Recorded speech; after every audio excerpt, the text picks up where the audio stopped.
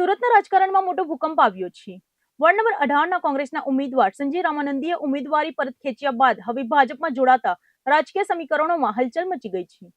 સુરત શહેરમાં ચૂંટણી પહેલા જ રાજકીય માહોલ ગરમાયો છે અને આ વચ્ચે એક મોટો રાજકીય ફેરફાર સામે આવ્યો છે. વોર્ડ નંબર 18માં કોંગ્રેસમાંથી ઉમેદવારી નોંધાવનાર સંજય રામાનંદીએ છેલ્લી ઘડીએ પોતાનું ઉમેદવારી ફોર્મ પરત ખેંચી લીધું છે. હવે તેમને કેસરિયા ખેસ ધારણ કરીને સત્તારૂઢ ભાજપમાં જોડાવાનો નિર્ણય કર્યો છે. આ ઘટનાને કારણે વોર્ડ નંબર 18 સહિત સમગ્ર સુરતના રાજકારણમાં ચર્ચાનો વિષય બન્યો છે. માત્ર એટલું જ નહીં, કોંગ્રેસના વરિષ્ઠ નેતા ડોક્ટર રવિન્દ્ર પાટીલ પણ લાંબા સમય બાદ ફરી ભાજપમાં જોડાયા છે. આશરે 9 વર્ષ બાદ તેમની વાપસી રાજકીય રીતે મહત્વપૂર્ણ માનવામાં આવી રહી છે. માહિતી મુજબ કેન્દ્રીય જળમંત્રી CR પાટીલની હાજરીમાં આ જોડાણ કાર્યક્રમ યોજાયો હતો, જેમાં કોંગ્રેસના આશરે 2700 જેટલા કાર્યકરો ભાજપમાં જોડાઈ હોવાની માહિતી સામે આવી રહી છે. ચૂંટણી પહેલા આ પ્રકારના મોટા પ્રમાણમાં થયેલા પક્ષ પરિવર્તનથી રાજકીય સમીકરણોમાં મોટો ફેરફાર જોવા મળી રહ્યો છે. આ ઘટનાએ કોંગ્રેસ માટે મોટો ઝટકો અને ભાજપ માટે મોટી રાજકીય વધારાની સ્થિતિ ઊભી કરી છે. હવે જોવાનું રહ્યું છે કે આ રાજકીય ફેરફારનો આવનારી ચૂંટણી પર કેટલો પ્રભાવ પડે છે.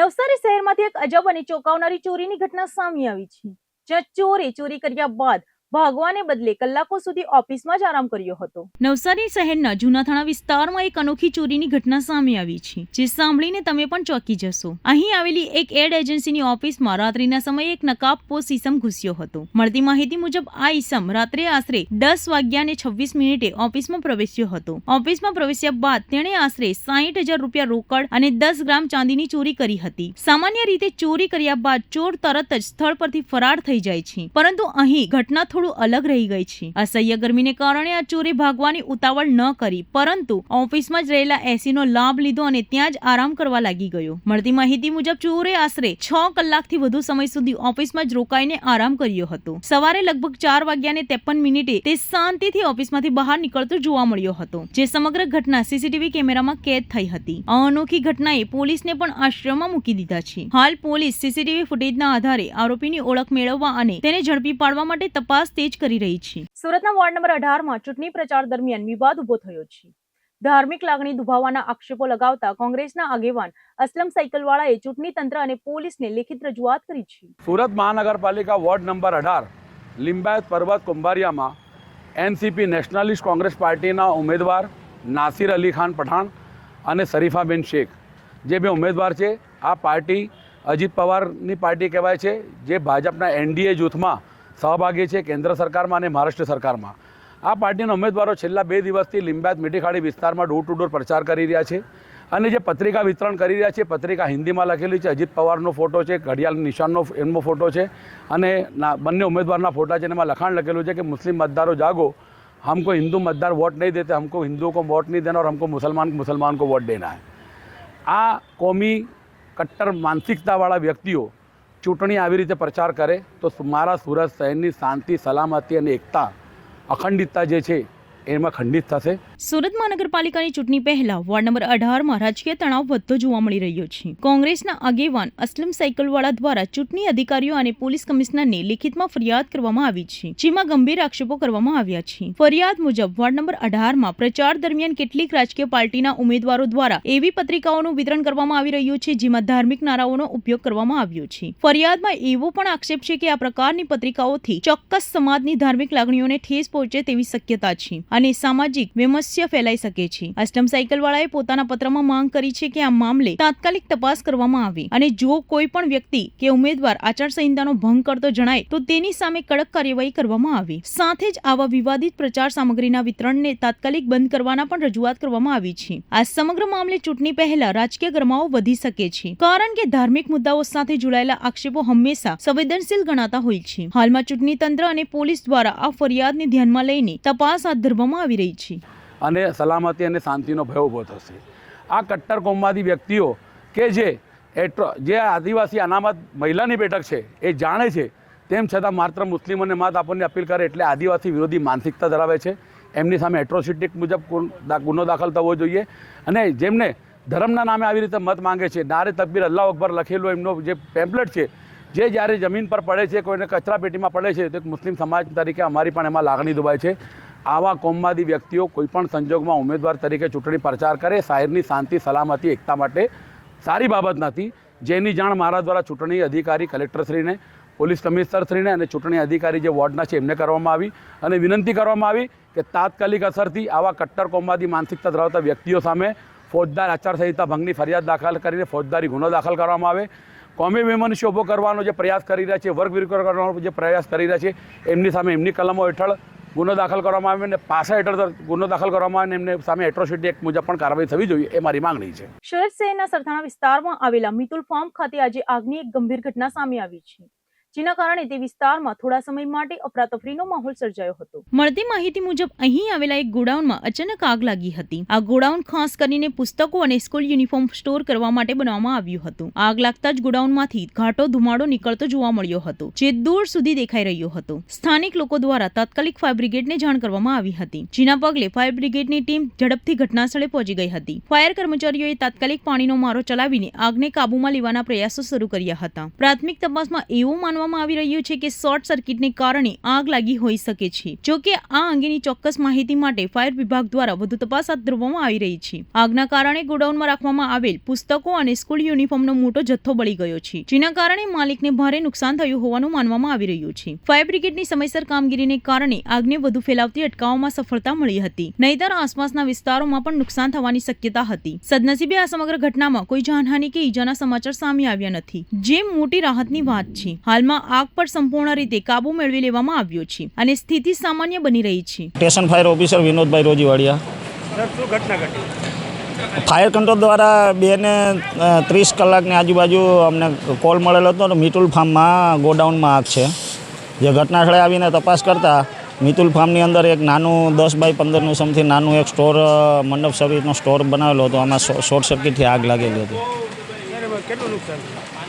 અંદર જે 10x15ની અંદર જે મંડપનો સામાન જે સ્ટોર કરેલો હતો કાપડનો, એ તમામ સળગી ગયેલો છે અને બાજુમાં યુનિફોર્મ સ્ટુડન્ટ યુનિફોર્મનું એક સ્ટોર આવેલો છે, એની અંદર હાલ તપાસ ચાલે છે. સુરતમાંથી સામે આવેલા હવાલા અને પોલિટિક્સ ફંડિંગ સિન્ડિકેટ કેસમાં તપાસ તેજ બની છે. દિલ્હીથી સુરત સુધી પૈસાની હેરફેરના મામલે ઉમરા પોલીસ અને ક્રાઇમ બ્રાન્ચ સક્રિય થઈ છે. સુરત શહેરમાં ચૂંટણી પહેલા જ એક મોટા હવાલા અને પોલિટિક્સ ફંડિંગ સિન્ડિકેટનો ભંડાફોડ થવાની શક્યતા વચ્ચે તપાસ તેજ બની છે. મળતી માહિતી મુજબ સચિન વિસ્તારમાં આવેલી એક ખાનગી આંગળીયા પેઢી મારફતે સુરતમાં ચૂંટણી પ્રચાર માટે ફંડિંગના પૈસા આવ્યા હોવાની શંકા છે. આ ગંભીર મામલે સુરતની ઉમરા પોલીસ તેમજ ક્રાઇમ બ્રાન્ચ દ્વારા તપાસ શરૂ કરવામાં આવી છે અને હવે આ તપાસ વધુ ગહન બની રહી છે. આ કેસમાં ફંડ મોકલનાર તરીકે દિલ્હીના હિમાંશુ પાહુજાનું નામ સામે આવ્યું છે. સાથે જ આકાશ મિશ્રા અને અજય તિવારી દ્વારા આંગળીયા પેઢીમાંથી પૈસા મેળવીને ચૂંટણી પ્રચારમાં ઉપયોગ કરવામાં આવતા હોવાની શંકા વ્યક્ત કરવામાં આવી રહી છે. સૂત્રો મુજબ હિમાંશુ પાહુજા આમ આદમી પાર્ટી સાથે જોડાયેલા હોવાનું કહેવાઈ રહ્યું છે, જ્યારે આકાશ મિશ્રા અગાઉ પૂર્વ સ્વાસ્થ્ય મંત્રી સત્યેન્દ્ર જૈનના પીએ તરીકે કામ કરી ચૂક્યા હોવાનું પણ સામે આવ્યું છે. પોલીસના હાથમાં આ કેસ સાથે જોડાયેલા કેટલાક મહત્વના સીસીટીવી ફૂટેજ પણ સામે આવ્યા છે, જેમાં આકાશ મિશ્રા અને અજય તિવારી દેખાઈ રહ્યા હોવાનું જણાવવામાં આવી રહ્યું છે. આ સમગ્ર મામલે ઉમરા પોલીસ દ્વારા આકાશ મિશ્રાને પૂછપરછ માટે બોલાવવામાં આવ્યો હતો અને તેનું નિવેદન પણ નોંધવામાં આવ્યું હતું. તપાસ દરમિયાન પોલીસે આંગળીયા પેઢીના માલિકને પણ પૂછપરછ કરી છે. પૈસા ક્યાંથી આવ્યા, કોને મોકલવામાં આવતા અને કોને પહોંચાડવાના હતા તે અંગે વિગતવાર માહિતી લેવામાં આવી રહી છે. હાલમાં પોલીસે આ નિવેદનોના આધારે લઈને અલગ અલગ દિશામાં તપાસ આગળ વધારી રહ્યા છે. બીજી તરફ અજય તિવારીની હજુ સુધી પૂછપરછ કરવામાં આવી નથી. આ કેસમાં આગામી દિવસોમાં મોટા ખુલાસા થવાની સંભાવના છે. સાથે જ ચૂંટણી પહેલા જ આ મામલે ઇન્કમટેક્સ વિભાગની ટીમ પણ તપાસમાં જોડાઈ શકે તેવી શક્યતા વ્યક્ત કરવામાં આવી રહી છે.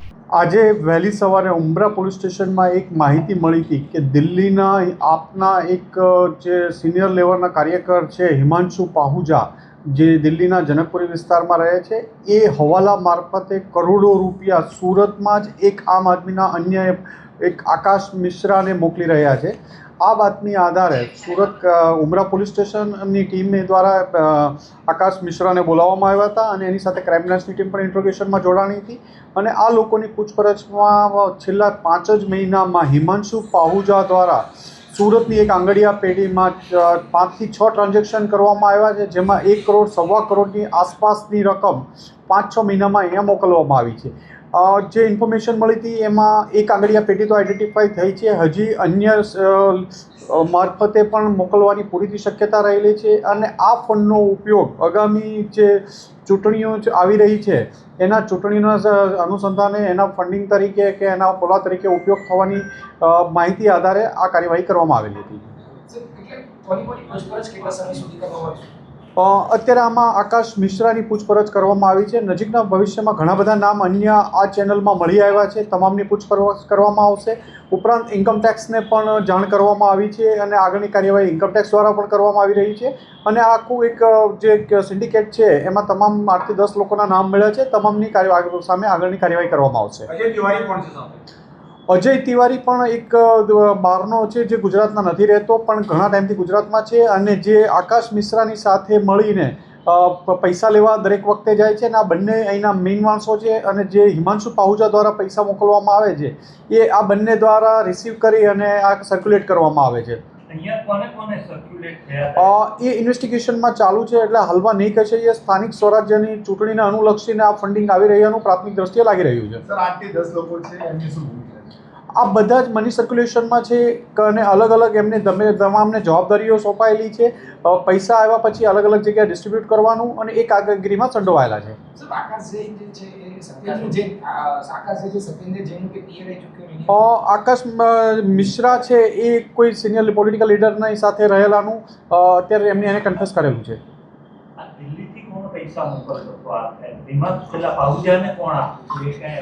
હિમાંશુ પાહુજાને બોલાવવામાં આવશે, એની પૂછપરછ કરવામાં આવશે અને ત્યારે કાગળ પડશે કે હિમાંશુ પાહુજા ક્યાંથી પૈસા લાવતો હતો. એને ત્યાં પનીરની કે એની શોપ છે અને પહેલાં કોંગ્રેસ સાથે જોડાયેલા હતા, ત્યારબાદ અત્યારે આપમાં સક્રિય કાર્યકર છે. અત્યારે ઇન્વેસ્ટિગેશન ચાલુ છે પણ ઘણા બધા નામ અને ઘણી બધી ડિટેલ મળી છે. એમની પૂછપરછ ચાલુ કરશું અને આગળની કાર્યવાહી કરવામાં આવશે. પ્રાથમિક દ્રષ્ટિએ જે લાગી રહ્યું છે સ્થાનિક સ્વરાજ્યની ચૂંટણીને અનુલક્ષીને ધીમે ધીમે ફંડિંગ મોકલવામાં આવી રહ્યું હતું. છેલ્લા 4-5 માસથી એક આંગળીયા પેઢીનું જે મળી આવ્યું છે, અન્યની પણ હજી તપાસ ચાલુ છે અને આ દરમિયાન આગળની કાર્યવાહી કરવામાં જે મળશે માહિતી અનુસાર કાર્યવાહી કરવામાં આવશે. એ સ્થાનિક એ જે હું આપને કહું છું કે સ્થાનિક સ્વરાજ્યની ચૂંટણીને અનુસંધાને આ ફંડિંગ કરવામાં આવી રહ્યું એવું ઇન્ફોર્મેશન જ એ રીતેની હતી. સીસીટીવી અમે પણ આંગળીયા પેઢીના સ્ટેટમેન્ટ લેવામાં આવ્યા છે. આંગળીયા પેઢીમાં જ્યારે આકાશ મિશ્રા અને અજય તિવારી બંને પૈસા લેવા જાય છે લાસ્ટ 10 તારીખે ત્યારનું આ ફૂટેજ છે અને એ પૈસા લે તે બંનેના ફૂટેજ છે. બંને આકાશ મિશ્રા અને અજય તિવારી બંને એમની સાથે સંકળાયેલ છે. Okay sir.